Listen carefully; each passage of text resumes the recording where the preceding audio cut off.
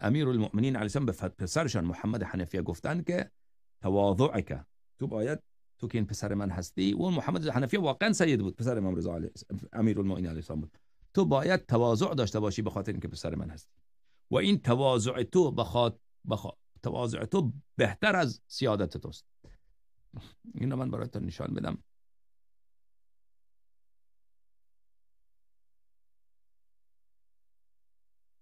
تا بعد یک دو روایت براتون بخورم در فضائل سادات.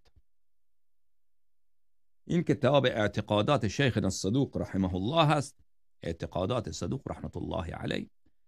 بله، در اینجا ملاحظه بفرمایید، صفحه 112. قال امیر المؤمنین علیه السلام لابنه محمد بن الحنفیه، فرمودند که تواضعک فی شرفک اشرف لك من شرف آبائک. خیلی حرف بالایی است.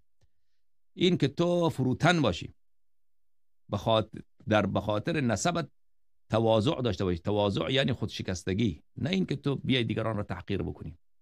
تازه محمد حنفیه سیادتش 100%. سیادت حسن نصرالله و کسانی که امثال حسن نصرالله اینا مشکوک جانم، مشکوک تو واقعا سید هستی، خامنه‌ای سید هست یا نیست، امام سیاه سرش زده.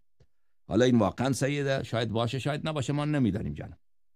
خب آنچه که مهمه تواضعک فی شرفک اشرف لك من شرف آباک. این تواضع و فروتنی از شرف سیادت بالاتره، عظیمتره، از شرف این که تو از نسل منی، از ذریه منی. و حضرت امام جعفر صادق علیه السلام فرمود ولایتی لامیر المؤمنین علیه السلام احب الی من ولادتی من. و این صریحه که ولایت اهل بیت علیهم السلام، این که آدم شیعه اهل بیت علیهم السلام باشه، این اشرف بالاتر مقامش از سید بودن.